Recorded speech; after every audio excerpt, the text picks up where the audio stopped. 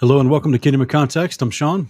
Thank you for joining us here as we're going to review a unique video by Dan Mlelen. He is extremely popular on TikTok and he has a significantly large channel on YouTube as well.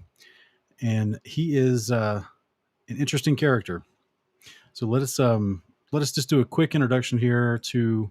Well, I'll tell you what. Before we get started, thank you everyone here that's in the live chat. Hit that like, hit that subscribe button if you haven't already. Help us grow. Help us get the word out.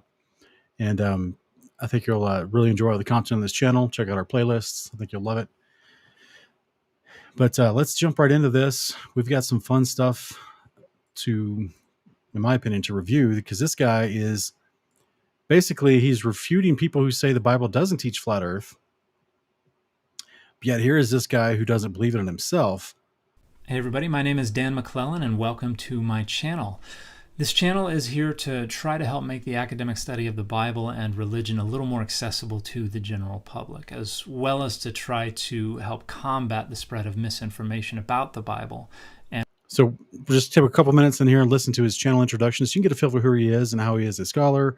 He is a Mormon, but he is a scholar of the Bible, and he is an extremely large following, not just on TikTok, but also on other social medias. And religion.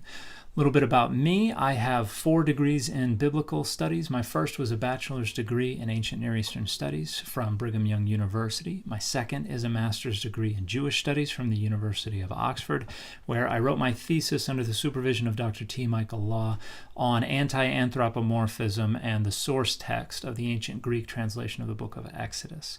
My third degree is a master's degree in biblical studies from Trinity Western University in lovely British Columbia, Canada, where I wrote my thesis under the supervision of Dr. Craig Broyles on the conceptualization of deity in the Hebrew Bible through the methodological lens of cognitive linguistics. My fourth degree is a PhD in theology and religion from the University of Exeter in the UK, where I wrote my doctoral dissertation under the supervision of Professor Francesca Stavrakopoulou on the conceptualization of deity and divine images through the methodological lenses of both cognitive linguistics and the cognitive science of religion. And a revised version of my doctoral dissertation was published in 2022 by SBL Press as an open access volume entitled Adonai's Divine Images, A Cognitive Approach. And you can freely access that volume through the link on my link tree. Now, I am an active member of the Church of Jesus Christ of Latter-day Saints. In fact, I was an employee of the church for over a decade. I worked as a scripture translation supervisor up until January of 2023. However, I am not here to represent the church, neither as a member nor as a former employee. I'm not here to defend, share, or spread their ideologies or their doctrines. I'm here to represent, as best I possibly can, a critical academic approach to the study of the Bible and religion. And obviously, pure objectivity is not possible.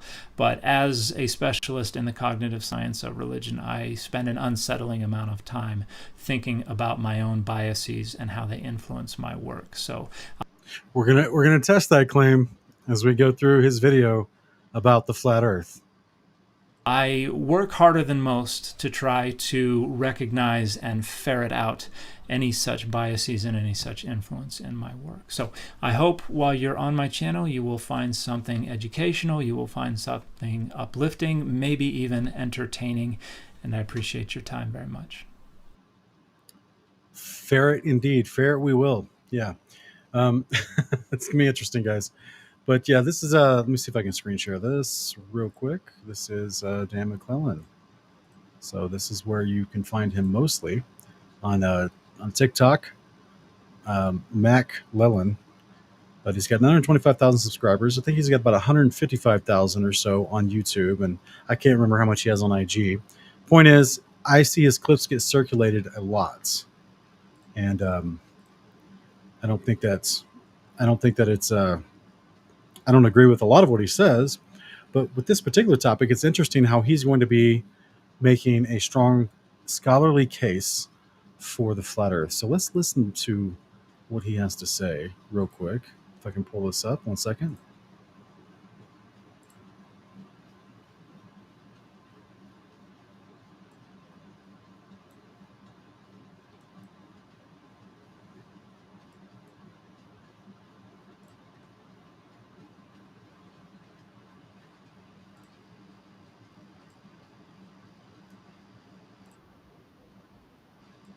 Give me 1 second, guys. We'll get this going here.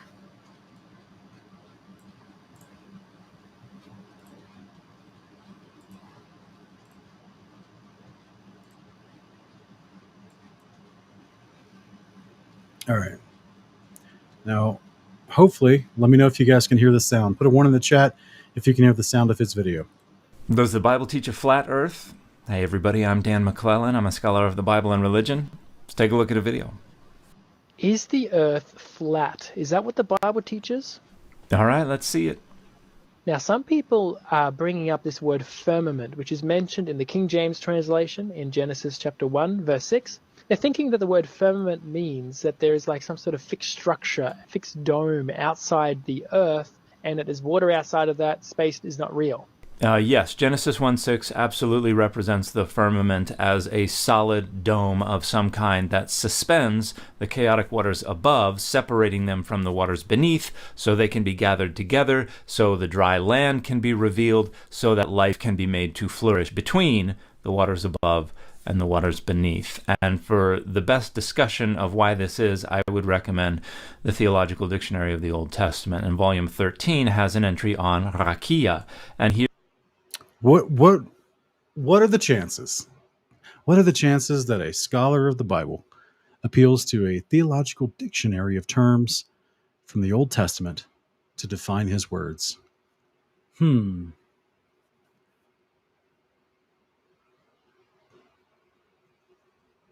of course, he pulls up rakia, to which it describes. And here, the first section, the root and lexical field, discusses how fundamentally, whether verbs or nouns, this root refers to things that are or are made thin. And so basically the idea is things that are spread thin, things that are beaten thin, things that are hammered thin. And if we go down a few pages, we get to the discussion of the priestly source, and Genesis 1 is a part of the priestly source. And we read in the red box, in P, including as possible prototext, therefore, rakia denotes a stable, solid entity situated above the earth, which protects the living world from an influx of the waters of chaos. The noun bears the connotation compact, firm, so that translations such as expanse miss the mark. Whenever you hear modern pastors say, "Oh, it's just an expanse," yeah, well, that word "expanse" is one of the loose definitions of the word stereoma from the Greek, which is defined as a surface, as an actual hard surface, as he said, which this particular dictionary defines the rakia as protecting the earth from the chaotic waters above, whereas Genesis just says it divided the waters, and of course now it is supporting the waters that are above it. This is why in Genesis 7:11 there was basically the doors that were opened in the firmament to allow, they're called floodgates in some translations, that allow the waters down in to the enclosure of the earth that is enclosed by hard domed firmament. This is how we have the flood story. So there's also this hard structure that supports waters above it will be rolled back like a scroll at the second coming of Christ. So in two of the largest events in the Bible, other than creation, Noah's flood and the second coming of Christ, the firmament's definition is used literally. This firmament was absolutely conceptualized as a solid dome that held off the chaotic waters above so that they could be separated from the waters below, and so that between the two, life could be made to flourish. I don't think we heard that. Hang on a second. What did he say? That held off was absolutely conceptualized as a solid dome that held off the chaotic waters above so that they could be separated from the waters below, and so that between the two, life could be made to flourish. Now, what's interesting about this, guys, like I announced at the beginning of this, he's a Mormon. He's part of the LDS Church. He is a scholar. He's been published. I won't agree with scholars. Disagree with each other. Sure, I won't agree with all of his takes on every topic in the Bible. But here's what's interesting, and he's not given his take. He's reading the Theological Dictionary of the Old Testament.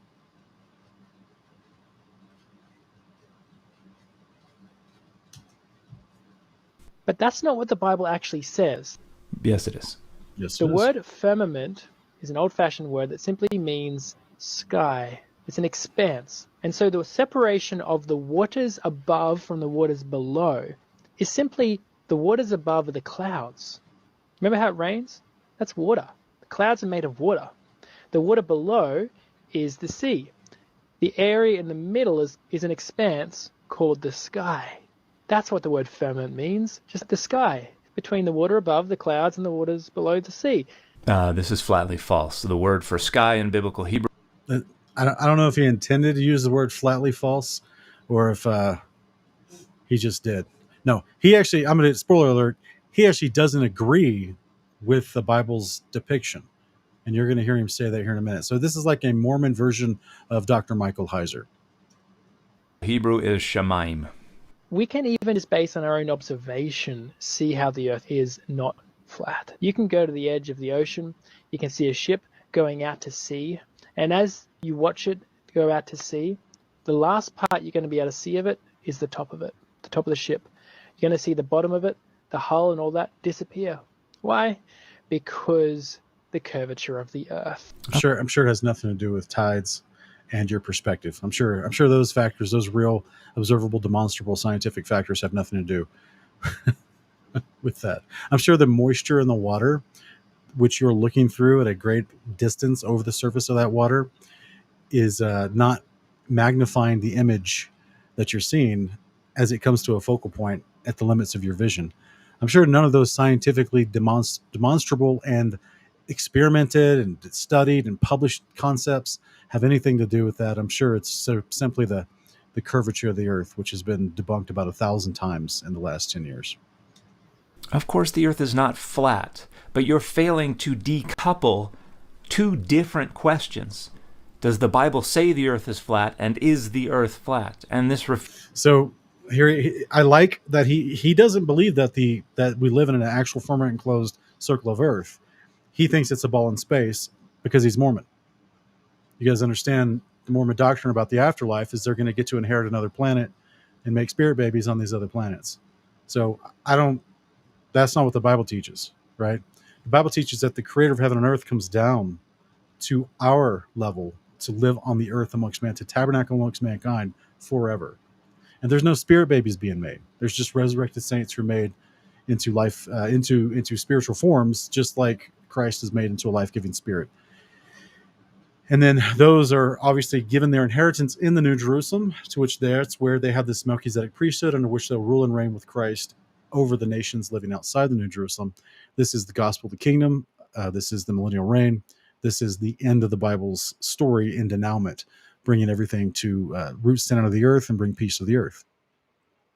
Mormons don't believe that. They believe in a version of apotheosis, regenerative, successional apotheosis, which also they believe you'll go to another planet and you'll be given another planet and you go have a wife and make spirit babies in this other planet. It's just a different belief set altogether as far as eschatology and end times fulfillment.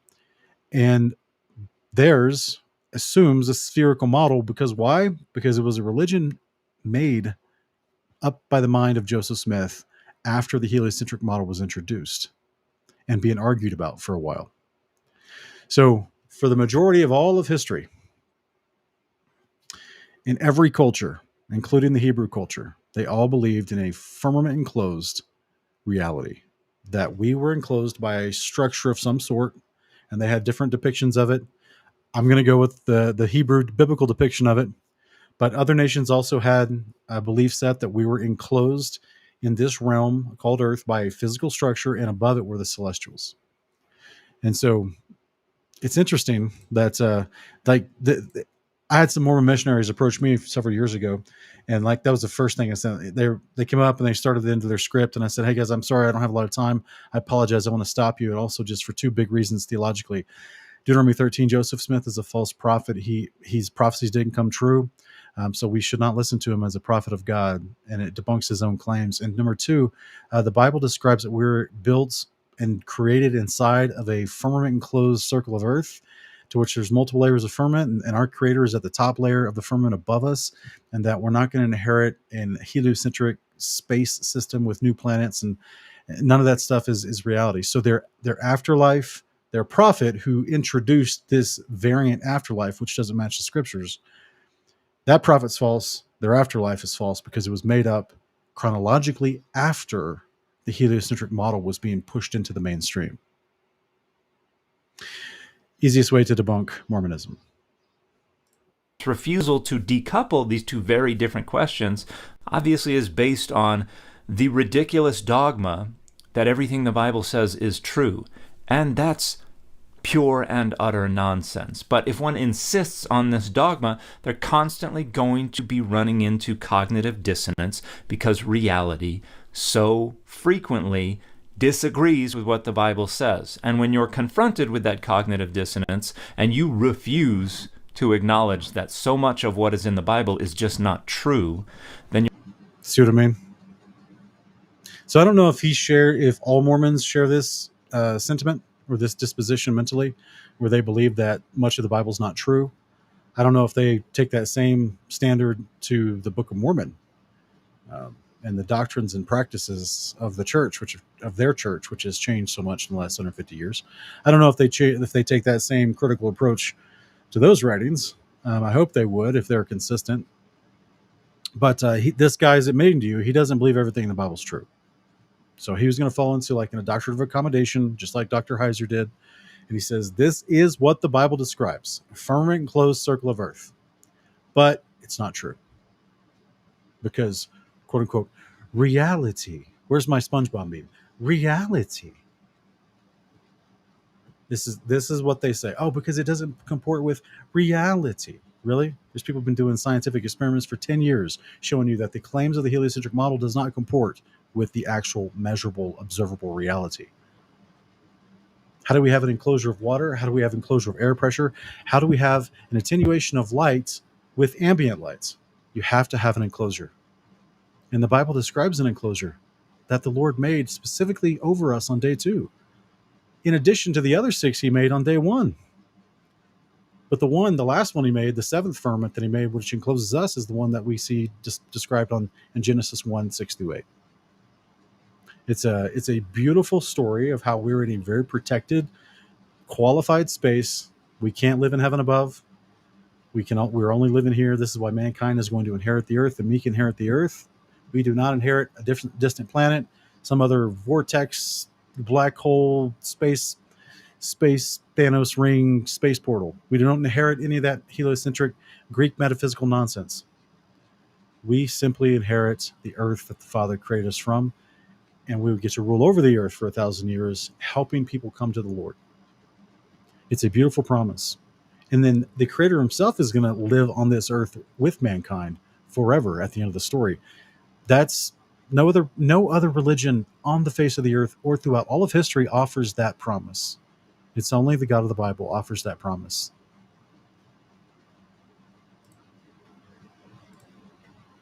then you're left with two options. You can either prioritize the Bible and challenge reality, or prioritize reality and challenge the interpretation of the Bible. Now, flat earthers are going to prioritize the Bible and challenge reality. Yeah, again, here is his biases. Remember the biases he said he worked so hard to fetter out, to root out of his hermeneutic.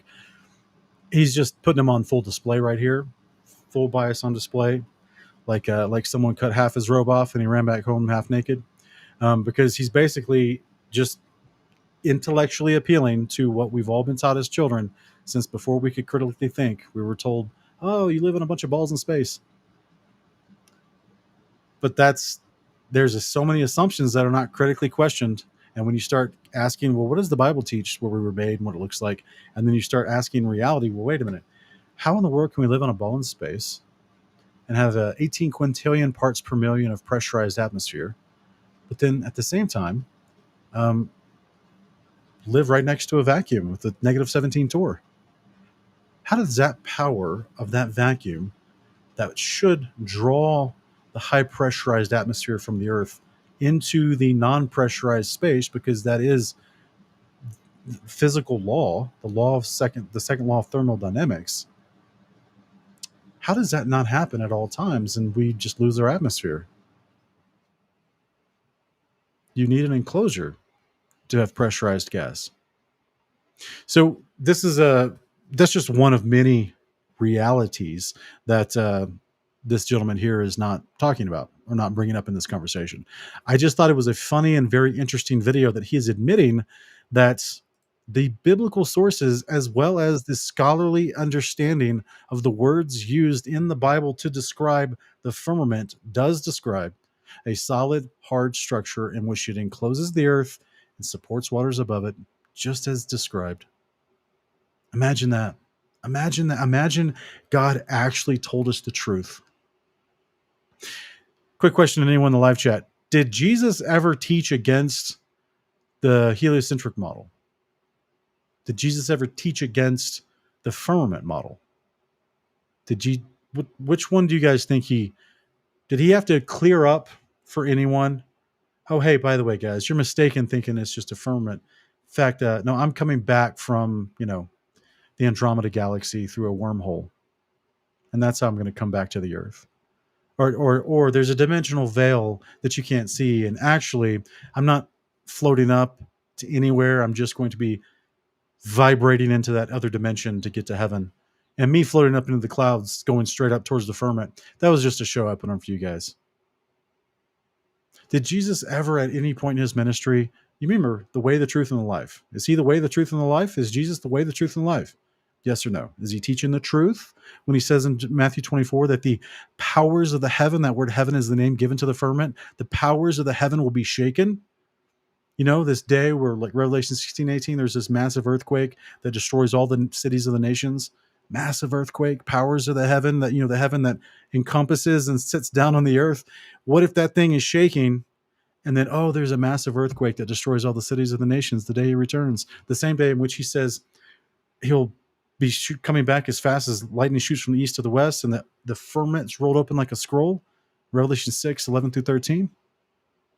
Is Jesus, the one speaking also in Revelation, relaying the testimony of his Father, is he speaking false, inaccurate, cosmological descriptions of when he's going to return through the firmament in the sky, or when the firmament itself will shake the earth? Same thing we see in Job chapter 9, when the Lord stands up to rebuke the nations and the foundations of the earth are shaken in its place and everyone is terrified.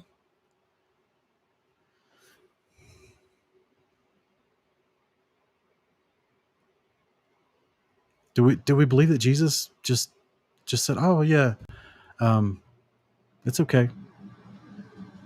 Yeah, you guys believe in the prophets of whom Jesus taught from emphatically.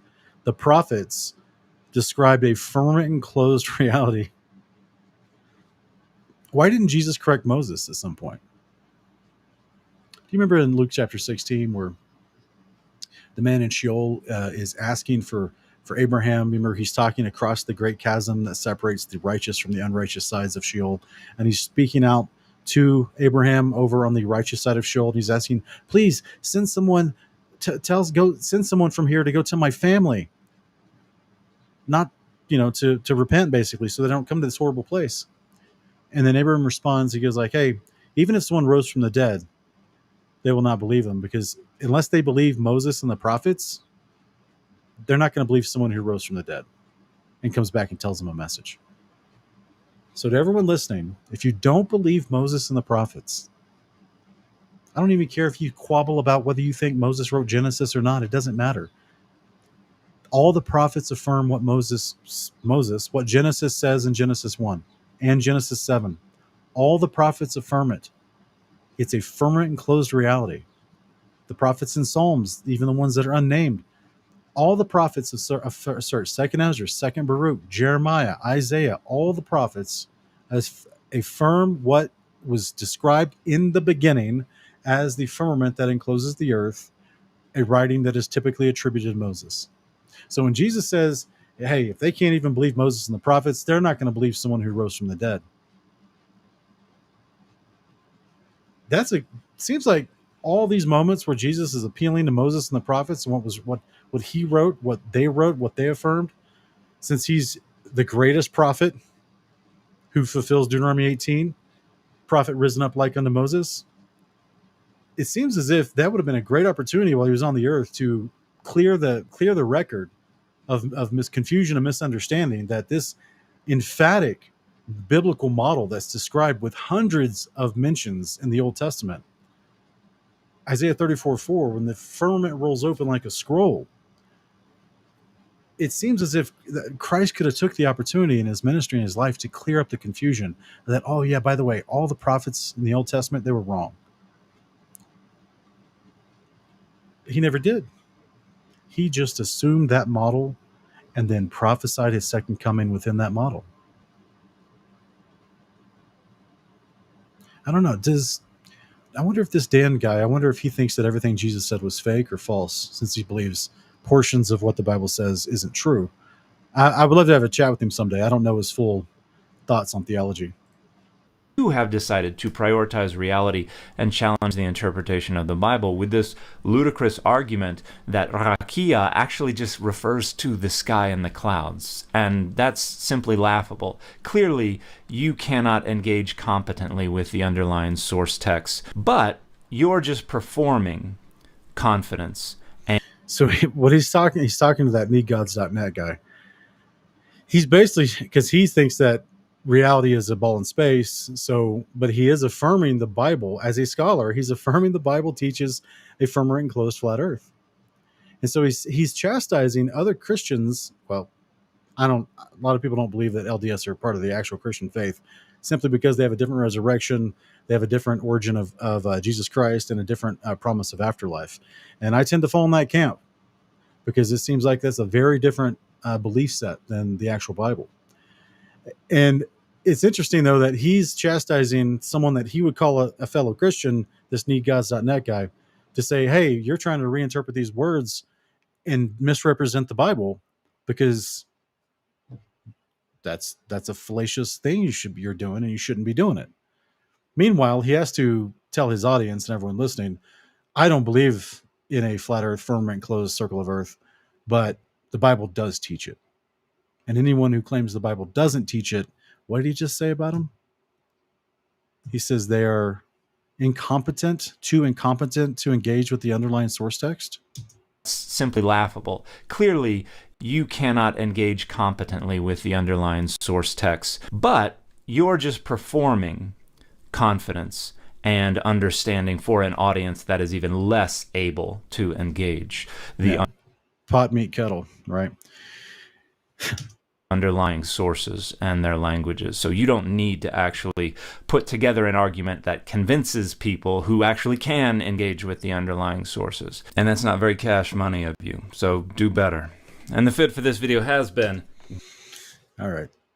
We won't be listening to your clothing advertisement. Anyway. So yeah, Dan Mlelen, he argues with Christians and with unbelievers alike. He has a very unique take, but I just thought it was interesting to see someone that is decorated with diplomas pulling up the Theological Dictionary of the Old Testament to show everyone that keeps claiming, all these Christians that keep claiming, oh no, the Bible doesn't teach a solid rakia that encloses the earth. And he's like, yes, it does. I just don't believe it. I think the Bible's lying about that description, but that's what he claims. Yes, it does. So here's scholar, just like Dr. Michael Heiser, live scholar, a scholar that is still with us today, claiming the Bible does actually teach this. So all of you Christians that refuse to acknowledge what the Bible does actually teach, you're too incompetent to engage with the underlying texts because you're just now making up your own story. Now, I love, ironically, there's other topics where I would 100% apply his own pressure and weight to his own beliefs within the LDS system. But at least on this topic, he's appealing to the biblical accuracy of the topic. And that's just, it's, broken clock is right twice a day, right? I think it's fascinating, fascinating discussion because there's so many people on different sides of this argument. They just struggle so badly to believe that the Bible could be giving us accurate information about where we live and where God created us and why we have air pressure and why we have ambient light in the sky. The reason I say that, guys, a lot of people understand, like, if you're a photographer, you may understand this concept, but if we were just living on a ball in space and we had one light source, which is the sun overhead shining down on us, that's our active light source that causes shadows, then you shouldn't have ambient light like at sunset, sunrises, and other times. That you shouldn't have ambient light. You would just have one light source that shines down on you, and then you would have a stark shadow if you're standing in front of that light source. And then as soon as that light goes away, you would actually see a shadow that would pop up from the curvature of the earth that would start covering the sky and growing in the sky.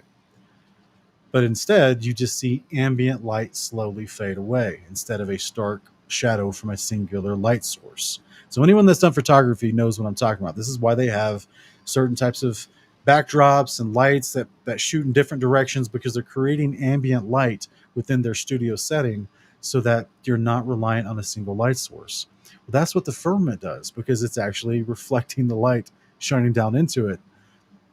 Anyway, it's that's, I mean, we're not going to do a full on, FE proofs episode right here and show, but I just thought it was interesting.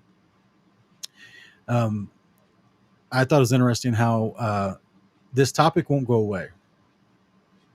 It's not going away. People that are listening, it's not going away. People that hate this topic, I already saw them in the live chat tonight. It's not going away. They want to cling to their heliocentric model so bad, even though they can't even describe it. They don't understand gravity. They don't understand the contradictions in what people are calling gravity.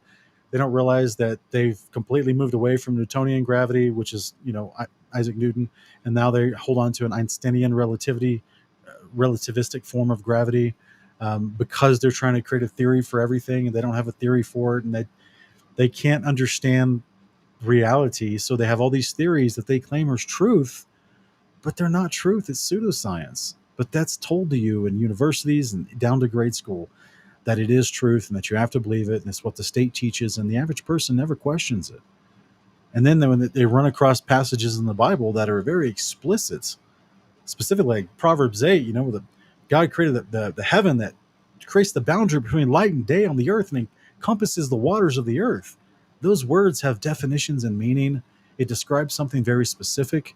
Any engineer can take that description and they would make a flat circle of earth with a firmament on top of it.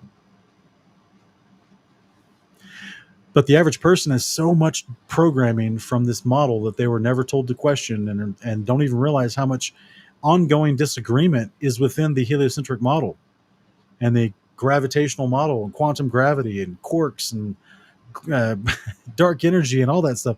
There's so many things that are not questioned. So it permeates into all of culture, not just with people that are waking up to, oh, wait a minute. If there is a geometric curvature that should apply to the circumference of Earth, 24,901, then why can I see further than that geometric curvature under all conditions, regardless of refraction? Under all conditions, and even the refraction calculator, that is, in my opinion, more pseudoscience, even the refraction calculators online, I can see further than that as well, which is a geometric impossibility. But yet here I am, and I have my Heavenly Father who's given us His Word, the same person who sent His Son to die for us, and He's actually showing up to say through all the prophets, by the way, I created you in an enclosed space. I put a firmament over your head. I put a couple basements beneath you. You got Sheol and Tartarus beneath you. And by the way, at the end of the story, I'm going to bring my house, New Jerusalem, down through the firmament to sit on the earth between the Euphrates and the Nile, to tabernacle on the earth amongst mankind. You're not on a purposeless ball floating through space in some random part of a galaxy. So this is what the world teaches, the opposite of what the Bible teaches. The world teaches that you're in a big vacuum, you're on a ball in space, you're in some meaningless, insignificant part of a universe, and that you're just a cosmic accident from a series of improbable coincidences that have occurred over time to lead you to where you are today. You're just fizzing atoms. You're just matter within a meat bag in motion. And that there is no future for you, and that there's no future for where you live, and that there's no hope for you to live here longer than your average lifespan. They teach everything within the heliocentric evolutionary model. Everything is opposite, exactly opposite of what the Bible teaches. And they emphatically teach it as if it's the truth and tell you it's the truth, and then shame you and mock you if you try to question it. Meanwhile, your Heavenly Father over here, he doesn't need validation from men, because he's going to do what he wants and what he's declared, regardless of what men think. And he's told us from the beginning, I created you in an enclosed space, and I'm going to bring my house down through this enclosed space and tabernacle on the ground with you in the future. And my son's going to rule over all these nations and cause them to live in peace. And there shall be no more lying anymore about all this cosmology stuff. And everyone in the world will know the creator of heaven and earth created an actual firm heaven. It's called a firmament. The word heaven was the name given to the structure of the firmament. Genesis 1:8. Every time you see the word heaven in the Bible, it's referring to a solid structure. And possibly, and depending on the context of it, it's referring to which level of that solid structure was created above you. Or it's referring to the open space inside the solid structure between the actual structure and the land. So the point is, everything above the mountains steps into the realm of heaven. And then you got the clouds, you got this solid structure, and then you got the waters above in the second heaven. And then you got multiple layers of heaven until you get to the Most High. His name is kind of on the nose, and it's not a Jewish joke. The Most High, we serve the creator of heaven and earth, who's called the Most High. He's literally not only the greatest authority, but he's literally living at the top of the firmament, as he describes in Scripture, looking down on the sons of men on earth through the firmament. He is the Most High, literally and metaphorically. Interesting world we're living in, guys. Interesting days where we have so many people talking about this topic, and so many people are struggling so badly to grasp what the Bible has said this whole time. I mean, I don't want to shame anybody, because everyone's on a different discipleship path. There are different levels of understanding, But when this topic came out, it put some people's feet to the fire. Will you believe what the Bible said or not? We've done interviews with pastors, and they just directly say no. They do not believe what the Bible says. At least it's, sifting strong faith from weak faith. May those pastors get on their knees and cry out to the Father, like Peter did, Lord, increase our faith at some point in their lives, because they're going to have a rude awakening at the resurrection.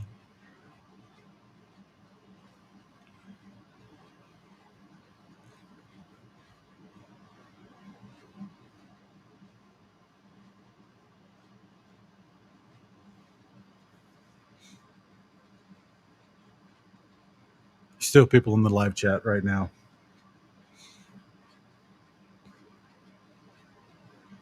This is, Nana, I don't know who you are, sister, but this is, do you, I don't know if you realize that your statement denies the fact that God spoke through his prophets accurate information that we should trust. If you're claiming that a firmament enclosed cosmology was pagan and the Israelites, according to your comment, you're just assuming the Israelites adopted what all the other nations believed, and it was false. As opposed to what the scriptures tell us, is that God brought Israel out of Egypt to set them apart from the nations, and spoke, Acts 7:51 through 53, Galatians 3:19, through angels on Mount Sinai, accurate words, accurate ideas. So I don't know who you are, sister. I've never seen you live chat before, but welcome. Hopefully you enjoy the discussion. You're welcome to come back. Just remain civil, I suppose, in disagreement, and just keep in mind what you're claiming. If you are a Christian, this is what you're claiming, and which no Christian should ever claim this, which is, I see you claiming that God did not give us accurate information through his prophets when he spoke from heaven through angels, and that if that's the case, we can't trust anything in the Bible. So I hope that's not what you're saying, and if you are, may God bring you to a better understanding. and because that's not any kind of Bible I want to believe in.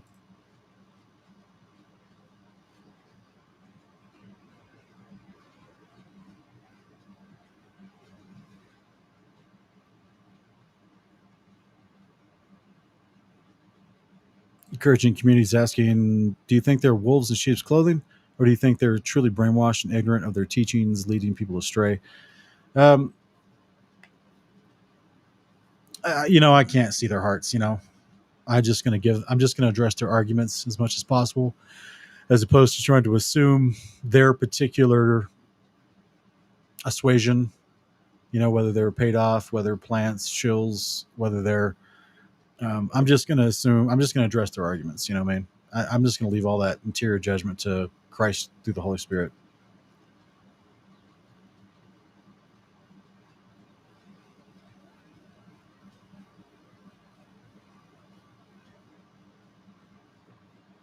Yeah, the firmament enclosed circle of earth is not a metaphor.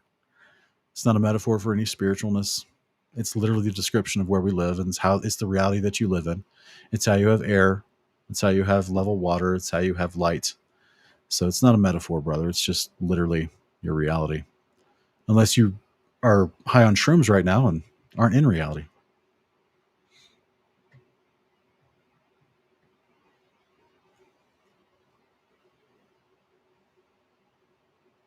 Yeah, the stardust claim is pretty wild, because the angels are referenced as stars, and then of course we see rebellious angels came down and tried to make their own progeny before the flood. I mean, they were called the Nephilim. So for people to propagate a narrative of origin by saying, oh, well, we're actually stardust, meaning we came from the stars, like Lawrence Krauss famously said, the stars died so that you could have life, not Jesus Christ. Like that's super blasphemous, right? Like, because the Bible directly says God made you from the dirt of the earth, Genesis 2:7, breathed his spirit inside you and brought you to life, made you a living being, a living soul. And then to claim that, oh, that's not your origin, but instead you're just a leftover remnant of the stardust, right? Which it's like a subtle middle finger to God, if you know the history of the rebellious watchers before the flood.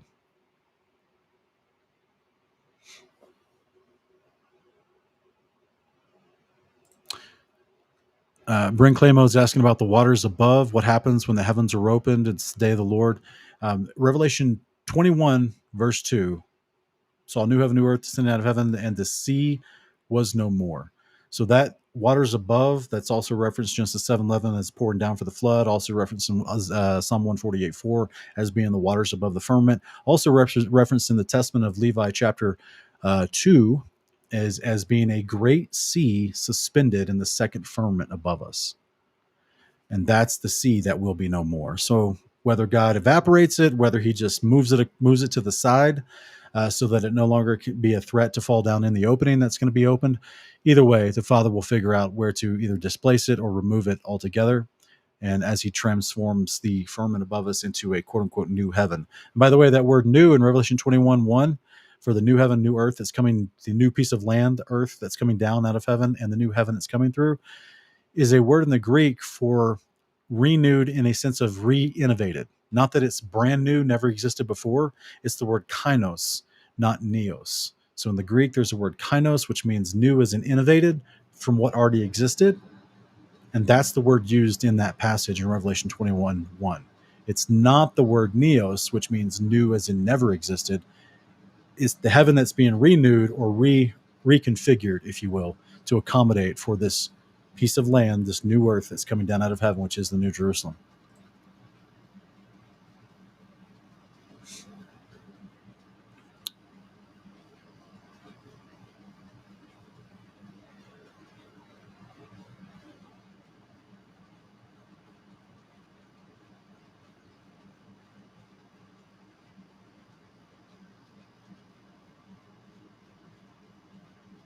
Little Red Riding Hood that's demonstrated on a firmament.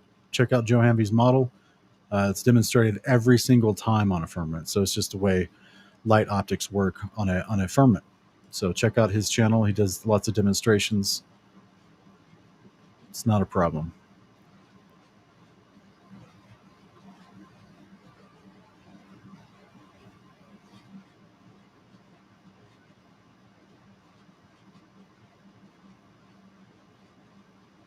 Yeah, Justin, I hear what you're saying. It's such a wild claim for people to show up and be like, the Bible's not a science book. You're like, bro, you can't be serious.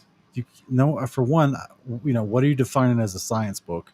Because if you're thinking you need something like a textbook you had in seventh grade that showed, oh, this is the water cycle of the earth, right? The water goes down here and it evaporates and goes into the clouds and it comes back down. And it goes into the plants and the nitrogen's created.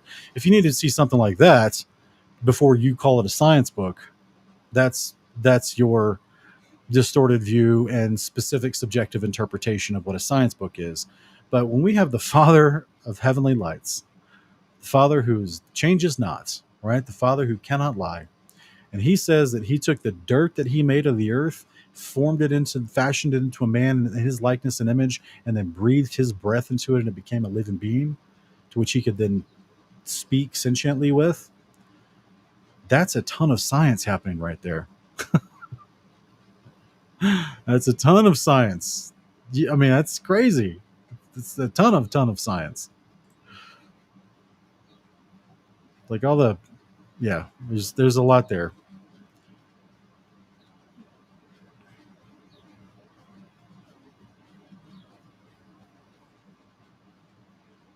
DT, I appreciate the compliment, but I don't think he's gone missing because of that debate. I think he's dealing with a lot of legal troubles right now, and I think that he also is trying to prepare to get that documentary out so that he can sell it and make some money.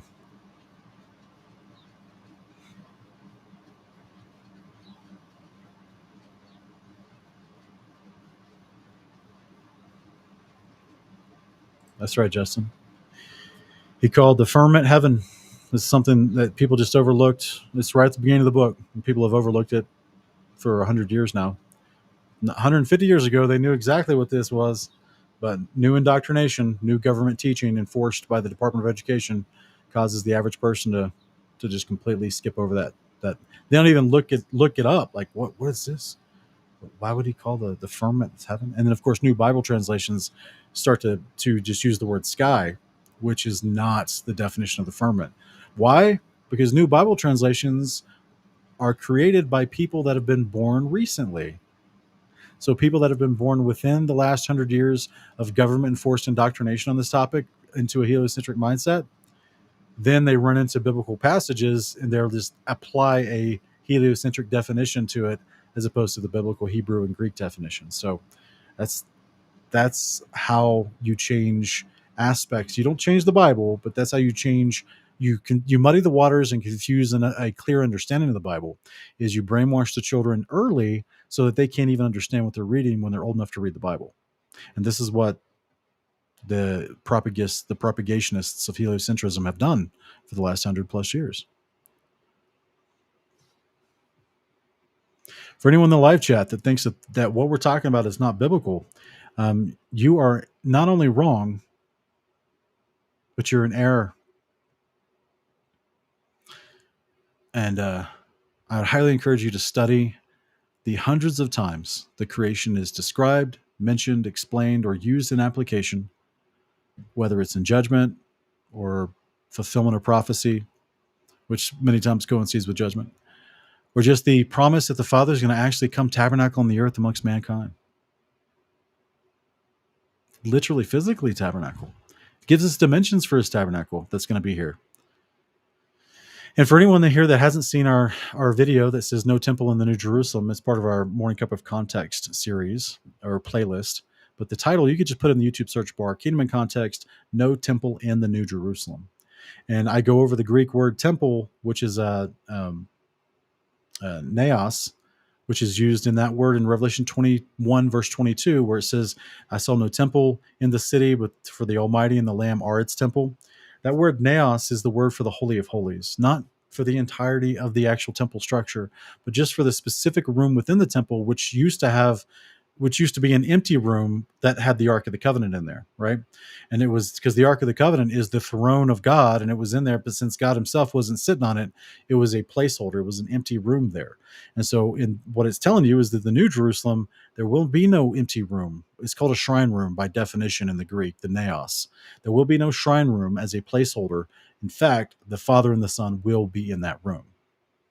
And of course, we see this temple spoken to us and explained to us emphatically in the book of Ezekiel 40 through 48 with dimensions and everything. So hundreds and hundreds and hundreds of references of the creation, the temple of God coming down through the creation to sit on the earth, to create peace on the earth. This is the end of the story. So this is what this topic does. This is the disservice, this topic, the brainwashing against this topic, the disservice that it's caused to Christians is they don't even understand the end of their book, at the end of the Bible.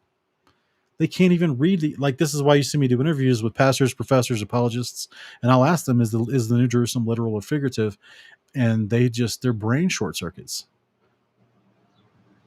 They want to say it's literal because there's so much literal description given with measurements and explanations of roads and foundation stones and gates. And, oh, wow, the tree of life's in there. We are promised to get the tree of life, Revelation 2:7. And here it is inside this city with roads and streets and rivers and trees and mountains.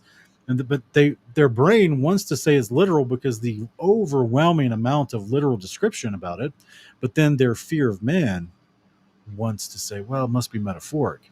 Because if it's literal, then they've got to explain how a approximately 1,500 cubed size city, 1,500 mile cube city is descending out of space, sitting on the earth, not gonna mess up the tilt of the earth and knock it off its axis and knock it out of its orbit around the sun, of its ecliptic orbit, according to the false heliocentric model. They're going to have to explain a whole bunch of stuff that can't be explained geometrically or within a different model of creation. And they're just going to have to believe that God can create something that big. They believed he can create the earth. They believe in there. It's crazy that the cogdis, right? Simultaneously holding two contradictory beliefs. Well, they believe he created the sun and Jupiter, which is supposed to be, vastly, an order of magnitude larger than the earth itself. They believe that God created the sun and Jupiter within our little solar system, and that he even created the earth, which is supposed to be bigger than Mars. Like they'll say, well, the earth is big. Yeah. Oh, but he can't create a city that's the size of a continent, an actual heavenly country that Abraham anticipated. He can't create something that big, but he can create all these balls in space, huh?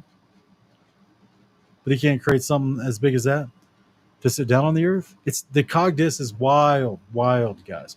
The reason being because if they have to take those descriptions of that city literally, then they got to take the description of where it's coming down from, what it's coming down through.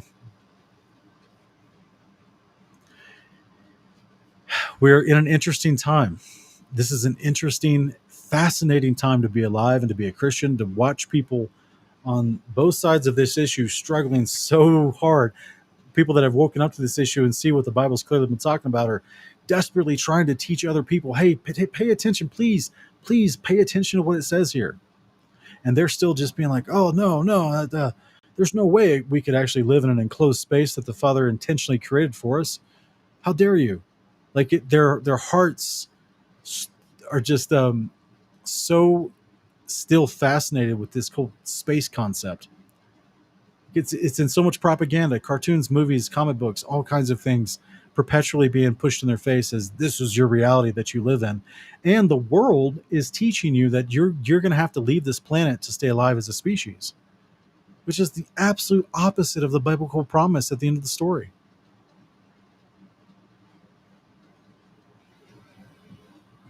May God break the spell off the minds of believers and even unbelievers. You know how many people that have come to faith based on this topic? Because suddenly this topic fulfills Romans 1:19 and 20. So they come to faith based on this topic. I mean, it should be something we shout hallelujah about, right? But instead we just get laughed at and mocked. It's like there's people that follow our channel, that quite a few of them that have come to faith based on this topic. Give me 1 second here. Let me try to set this up. What does it say in Romans 1?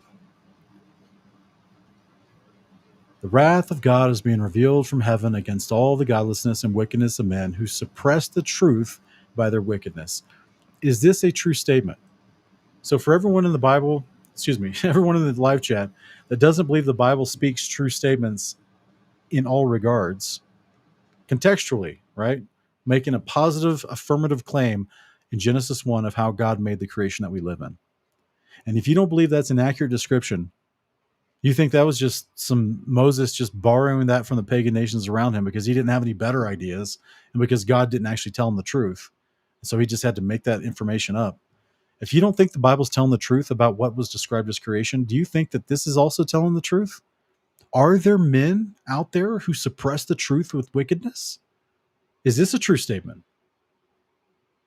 Because this is where, the average person that suddenly steps into this topic, this is the first place their mind goes. Why would they lie to us about this? This doesn't make any sense. It's right in front of you, right here, Romans 1:18. This is why they would lie to you about this. The Bible tells us there are men who suppress the truth by their wickedness. Are they suppressing the truth in life? Let me hear it. Yes or no? Are there wicked men who suppress the truth? That's what the Bible claims. That's what Christ, who's a prophet of God, and all the prophets before and after him, they also had to address and reveal and expose the wickedness of men who suppress the truth. Are they trying to suppress the truth? And if they are, is this a topic? Could this topic possibly fall into this category? For what may be known about God is plain to them, but because God has made it plain to them. You can go to any mountain observatory and see too far. You can see further than the geometry of the heliocentric spherical Earth should allow. It is plain to you. For since the creation of the world, God's invisible qualities, his eternal power and divine nature, have been clearly seen, being understood from his workmanship, so that men are without excuse. Did you know that the stars in the sky, you shouldn't be able to see them because they're too far away, according to the heliocentric model? Your eyes can't see that far. The light wouldn't travel that far and stay within a spectral range of vision because of the light dispersion for the inverse square law of light. Actual science, inverse square law of light. You shouldn't be able to see all the stars in the sky at night. And if they were so bright that the light could still travel from their 4 million light years away to the Earth in a heliocentric space model, there would be no distinction of darkness between the stars, and the entire sky at night would be white. And this is why they don't teach you the inverse square law of light as a child in school, because you would start to realize, wait a minute, you're telling me that the Polaris is 343 million light years away? I shouldn't be able to see that light. It shouldn't. It should be completely dispersed out of the visual field by the time it gets to us. And that's assuming light can travel forever. There's so many things in this world that if you just start asking questions and start researching for yourself, you'll start to see God's invisible qualities, his eternal power, his divine nature that have been clearly seen, being understood from his workmanship. Men are without excuse. Men are without excuse. We can see this stuff. We can see what he made. People say all the time, people will say, well, show me this firmament. Yeah, look up. The Bible describes the Father put the sun, moon, and stars in the firmament. That doesn't mean under the firmament that encloses us. No, it's the firmament is a multi-layered structure above us. And it describes in those layers, he put the sun, moon, and stars. They're holding them up above us. The only way that you can see the sun, moon, and stars is the fact that you're seeing it being held by the firmament. And so for the person that may ask, okay, but Sean, what show me the firmament. I don't see it. I just see the sun, moon, and stars. The Bible describes this as 24:10 that the heaven, the firmament, is clear. It's see-through. But have you ever seen a double sun?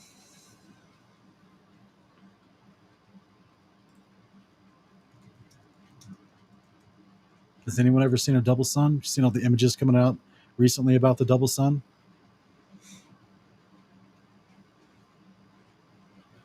Probably won't pop up very readily on some of these search engines these days.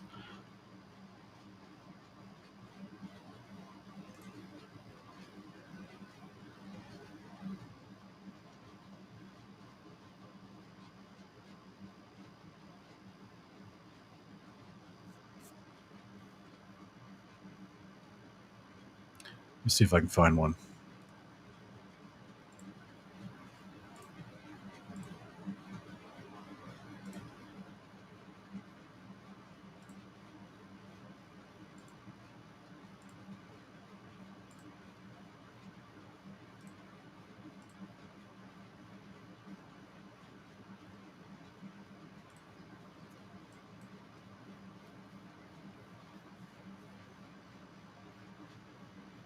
It's not reflecting off clouds, guys. Even a heliocentric model, you shouldn't claim that this is reflecting off clouds.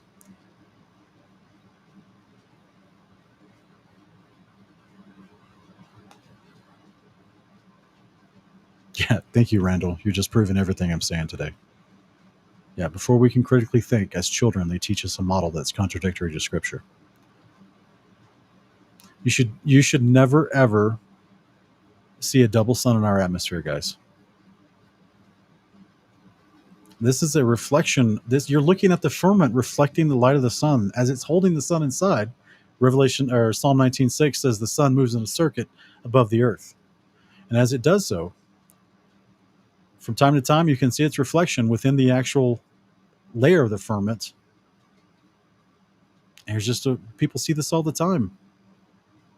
The heliocentric model has no explanation for this.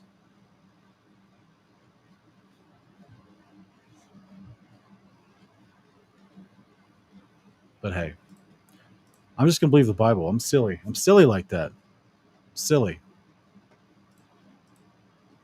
Is that weird? Are we silly like that? Just to believe the Bible?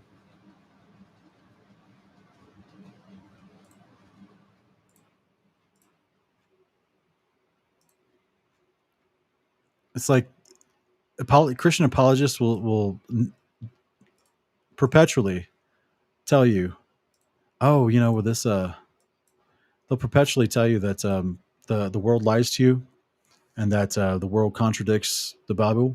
But when it comes to this topic, suddenly they believe everything the world says. It's so weird. It's so weird. I mean, not all of them. A lot of people are waking up to this and having the courage to actually stand for what the Bible clearly says on this topic. But sometimes we're just in that mix right now. People that are struggling. They're really, really struggling. So what is this? The host of heaven shall be dissolved? Can angels be dissolved? Do you think the hosts of heaven in this particular context is angels, or how they are dissolved? Angels are dissolved? What do the angels of heaven do that they got to be killed and dissolved at the coming of Christ? Unless it's the host of heaven, as described in many passages referring to the stars that are set in a firmament above us, according to Genesis 1:14 through 19. And the heavens, the firmaments, shall be rolled up like a scroll. All their hosts shall fall down as the leaves fall from the vine. Stars falling from the sky. Some of the translations even know what it's talking about. We'll call it heavenly lights. And it's lights. So on the day of the Lord, when he does roll the heaven back like a scroll, you're going to see the sun darken, the moon darken. To me, there's going to be a power surge at the beginning from Isaiah 30, where the sun puts off 7 times the light before it's like, because it's messing with the entire system of which everything runs, the electromagnetic system. And so that's why the sun and the moon shine brighter for a minute, but then they're darkened by the cloud cover and by the entirety of the heaven being disrupted as the Son of Man returns. What does it say in Zephaniah? Zephaniah chapter 1.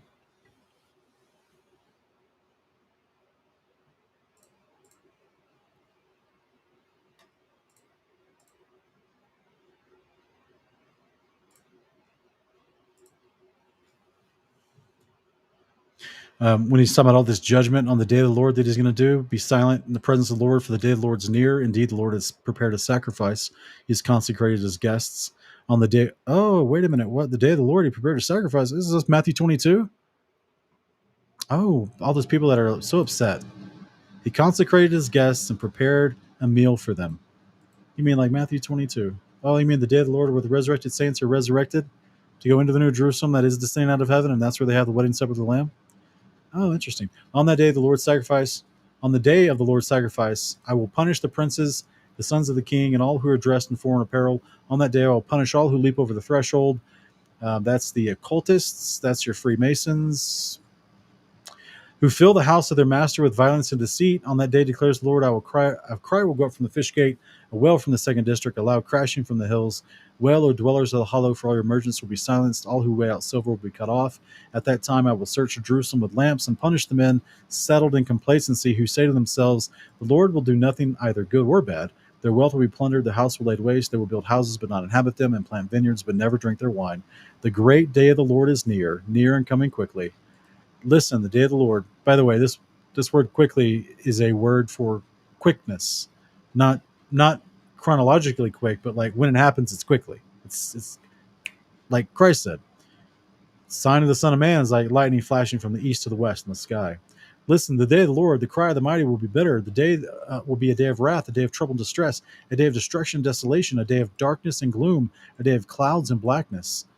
So this is the part where the sun and moon will not give its light, just as Jesus tells us in Matthew 24 on the day of the Lord.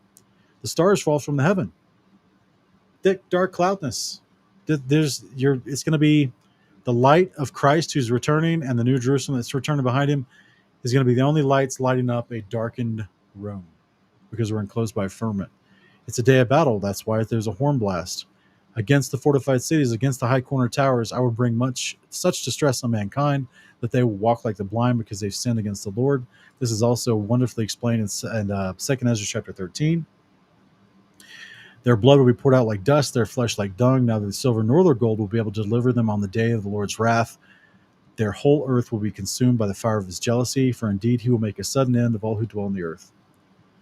So this is another day of the Lord promise that we should take seriously, but also it gives us a lot of descriptions about how Christ returns to fight the wicked, those who suppress the truth and unrighteousness, and he does so through the firmament that he created. And the heavens will look different. There'll be great darkness. The luminaries, the lights that are put into heaven to shine down on the earth, they're going to look different on that day. They'll go back to normal, but on that day they'll be greatly distressed and look different.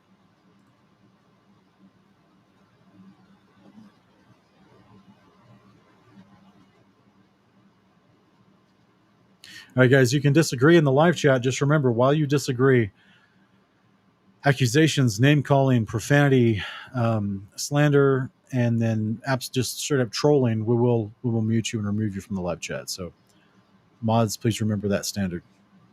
Let them disagree, but if they can't be peaceful about it, and they start falling into name-calling and abusive talk and all that sinful behavior, go ahead and remove them from the live chat and save them a little face cover over their sin for the day, shall we?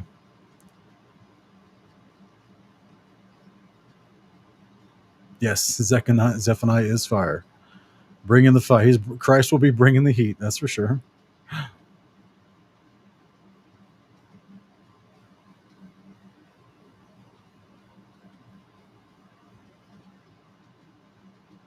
Roadcaster, this is a great question. I debated whether or not to explain the context here, but this is speaking about the earth, specifically where the New Jerusalem is going to sit down. The land of the earth it's called land in Eretz in the Hebrew. The word earth gives us a heliocentric mindset, right, today? But it's just the word Eretz in the Hebrew, which means the land. So technically, translations like this should say he's just going to punish all who dwell on the land. The land specifically to where he is coming down to clear out. And this is what we see in Matthew 13 when he returns. He sends out the angels. I think it's in verse 49 or 51. The angels are sent out to clear the way. This is what we see in Joel 2 and 3. It's the land where the New Jerusalem is going to set down. I grant you, the word earth is a poor English translation that confuses a lot of people. But because he's not killing everybody on the earth, because you don't have anyone left to judge at Matthew 25 for the sheep and goats judgment, when all nations come before him for judgment. This reference is being about the land, just in the same way Revelation 21:1, like I said earlier, when it says, I saw a new heaven and a new earth, that's just a poor English translation. That word should say land, because that's literally the land, the New Jerusalem he's watching descend out of heaven. So here in Matthew 13, when he talks about those who are sent out to collect the tares to bring them to the fire, these are the angels sent out to fight And this concept here, Matthew 49, so it will be at the end of the age. The angels will come and separate the wicked from the righteous. Now, if you actually look at this Greek word separate, it's a word that means to like rope off or cordon off. Give me 1 second. I'm going to find, we'll go into the Hebrew or the Greek analysis real quick. So it's this word, if I can even say it properly, aphorizo, to separate, to set apart, to divide, to set a boundary limit off. Okay? So the idea is the boundary limit is where the New Jerusalem is going to sit down. They have to remove everyone from that area so it can be washed. There's going to be a flood. There's going to be burned with fire. We see this prophesied in Daniel 9 and Joel 2. This is what the angels that move and don't break rank, they're going forward throughout all the land, which unfortunately is generically referred to as earth in many English translations.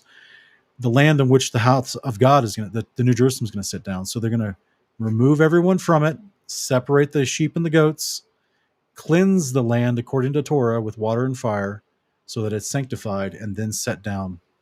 So it's going to take time for this to happen, because Revelation 16 is going to happen too, and there's going to be a battle in the valley of Megiddo so great that the blood is up to the horse's bridle. So that's going to take time for. That's why you have to cleanse the land. There's going to be a lot of death, a lot of defaming of the land, a lot of defiling, I should say, of the land. This is why they come through. And according to Torah, they've removed all idols. They've removed all people. They've destroyed the cities. The mountains have shaken into their valleys. The valleys have risen up to form a flat surface of which the city is going to sit down. And then they're going to wash that surface, burn it with fire, sit the city down. It's going to take time. I anticipate about 7 full days that these angels are going to be doing this. Meanwhile, people that have been separated outside of this territory will be watching this happen.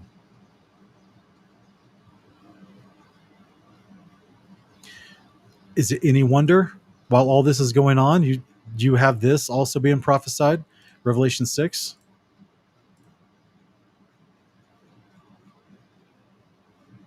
I watched the Lamb open the sixth seal. There's a great earthquake. The sun became black like sackcloth of goat hair. The whole moon turned blood red. The stars of the sky fell to the earth like unripe figs dropping from a tree, shaken by a great wind. The sky, remember, the powers of the heaven are shaken. Isaiah 34:4. The earth's rolled open like a scroll. The sky, this should say the firmament. The sky, the heaven is rolled open like a scroll, being rolled up, and every mountain and island moved from its place from that massive earthquake. The kings of the earth, the nobles, the commanders, the rich, the mighty, every slave and free man, hid in the caves and among the rocks.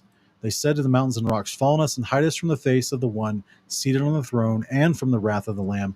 For the great day of their wrath has come, and who's able to withstand it?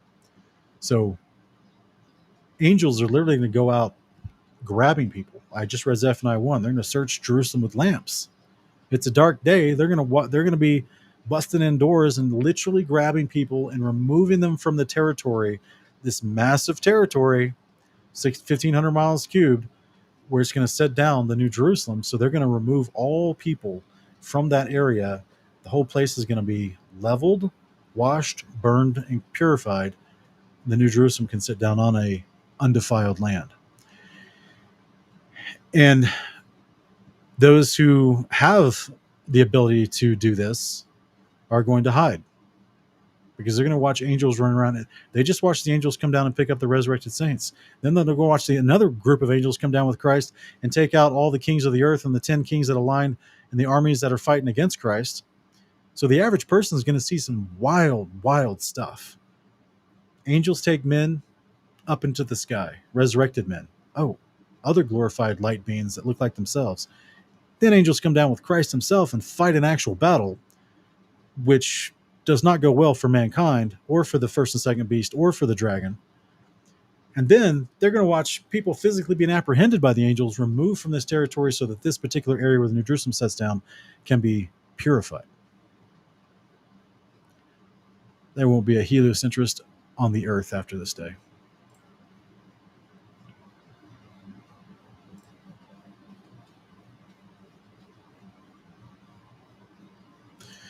That's right, Jason. Massive deportation. Yeah, you be like, unlike anything anyone's ever seen. Finally, they'll stop fighting in Gaza. Yeah, this I can only imagine those like people in Gaza don't want the people that just think about how obsessed all the people groups, all the tribes over there are, whether it's the Jordanians, whether it's the Saudis, whether it's the Israelis, whether it's the people in Lebanon, Gaza, like they don't. None of them want to leave that territory. They just they're so like, this is my land, my territory. Christ can be like, yeah, well, whatever. Angels, move all these people out of the way. In the just with the overwhelming authority that cannot be challenged, these people will be removed from their homes in an instant.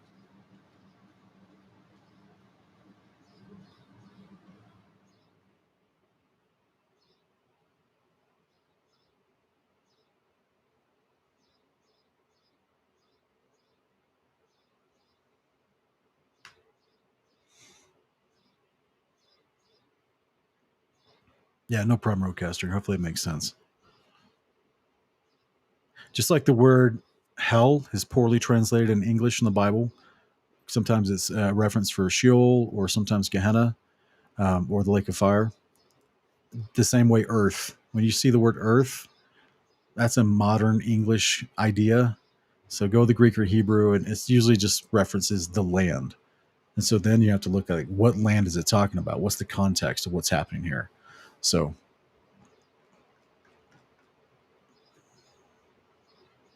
that's right. That's right, Dan. They'll still be blaming Trump when Christ returns. That's right. Look, I'm not even a big fan of Trump or nothing. It's just hilarious. He's the scapegoat for all blame. It's hilarious.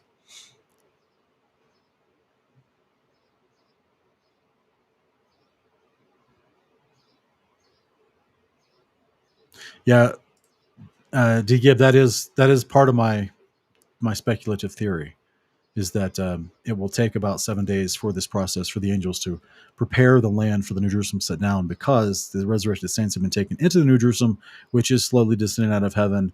They're having the meal. They're being ordained as priests. And so then when it does sit down on the earth, they can begin to rule over the nations within this authoritative level of a Melchizedek priesthood under Christ's authority. So very interesting. I mean, it could take longer, but that's just what I think. I think it's going to be about 7 days. That there'll be this ridiculous worldwide cataclysmic earthquake. Um, the Battle of Armageddon will take place. Christ comes back, and there's warfare in Israel as well. Zechariah 14, Revelation 19, and then Christ defeats all the foes. He and the angels, they defeat all the foes, and then everyone's removed from the land. And I would imagine it'd take about 14 days to remove everyone from the land, to level it, as it says, the valleys are going to be shaken into the mountains will shake in their valleys, and the valleys will be raised up. So they're going to level the land, and then they're going to burn it, or flood it and then burn it. And it seems to me that would take about 7 days. The battle is going to take 1 day, probably not even a full 1 day. It's the cleanup. It's going to take some time. Yeah, searching for truth. Like I didn't want to do a whole day of the Lord. We're actually about to do a class on this coming up this following week, our Bible courses. But I didn't prepare all the verses today right here. But you can go to Nahum 1:4 or Nahum 1:7, Isaiah 40. They're just everywhere, man. Everywhere. Everywhere where it talks about the valleys, on the day of the Lord, the mountains are shaking in their valleys.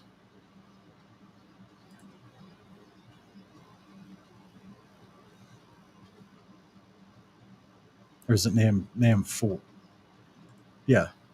The mountains quake before him, Nahum 1:5. The mountains quake before him, the hills melt away, the earth trembles at his presence, the world and all its dwellers.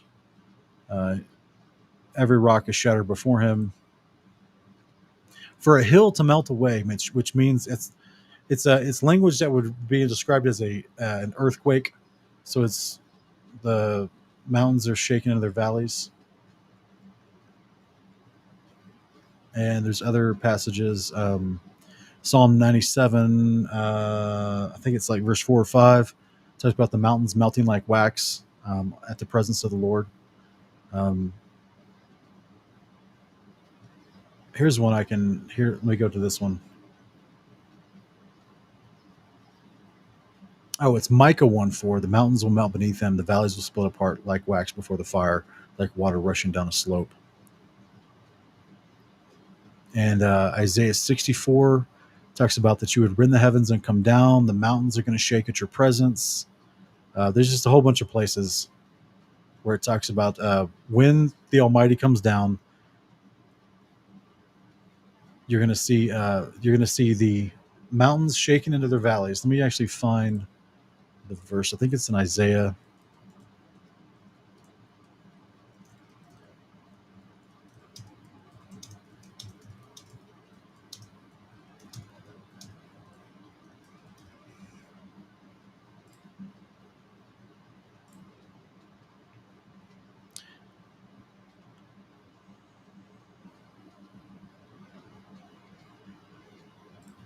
Okay, Isaiah chapter, several places in Isaiah.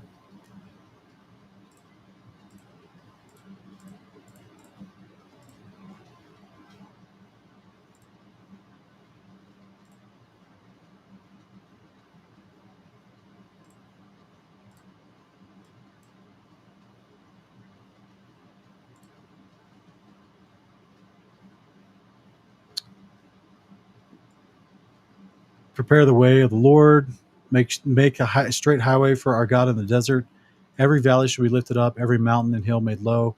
The uneven ground will become smooth, and the rugged land a plain. And the glory of the Lord will be revealed, and all humanity together will see it. So it's everywhere. Just there's a ton of passages about it.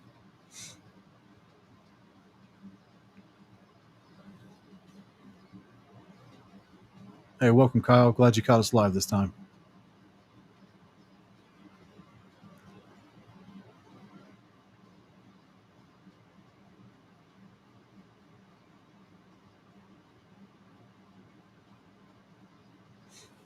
Okay, guys. Let's see here. So tell me what you think in the live chat. We watched a decorated scholar, if I could put it like that. A decorated scholar, even though he is LDS. I hate to qualify him like that because there's Lutherans and the Baptists preach stuff that I think is just as heretical as LDS stuff. But I still, unfortunately, because of the vast amount of different ontology, salvation, atonement, eschatology, resurrection promise, because of the vast amount of different topics within the LDS teachings, I do place them outside of Christianity. But still, he's a decorated scholar who's been studying the Bible, and he directly will pull up all the historical and scholastic references to show you that the Bible does teach a firmament enclosed circle of earth. He just says he doesn't believe it, just like Michael Heiser did before he passed away. Michael Heiser was a decorated scholar in ancient biblical languages even. And he used to go around to churches and give presentations about how the Bible describes a firmament enclosed circle of earth. And then he would say, but we know better now because NASA. So he actually called it the doctrine of accommodation, which basically is a concept where he believes, like others who hold to this type of doctrine, they believe God basically gave inaccurate information, and they're okay with that. But they believe God gave the wrong information to Moses and the prophets because in their minds, God did that because he didn't think that the prophets could really understand the truth at that day and age because they were, Bronze Age goat herders. Which is crazy because Moses was trained in all the wisdom of Egypt. And we can't even figure out the wisdom of Egypt in modernity. We can't figure out how they built pyramids. Moses is trained in all the wisdom of Egypt. And we can't even figure out the relics left behind thousands of years later from ancient Egypt. But yet we think that Moses was dumb and we're smart. The hubris that floats around with big scarves and swanky tea glasses at these university academia ivory tower places is just off the charts hubris. Thank you guys for being here. I'm going to jump out for today. If you guys like what we're doing, you want to support us, hit us up on the Patreon below. There's all different levels of support you can do, and if you're at the levels, will get you access to our tons of extra content. I haven't even added it up yet. It's got to be over 40 hours of extra content at this point, where we're going systematically through the themes of Scripture, like the kingdom come, the resurrection, the New Jerusalem, the covenants, the law of God. Like, we even have an entire class on there that you can listen to, where I go over the formation of the Bible as well as the letters of Paul and how he's so misunderstood. So if you want extra content, you want to support us, that's one way to do it. We'd love to see you over there. Appreciate everybody that's already over there. And we'll see you guys next time. Just remember, we're all in this together. We're all firmament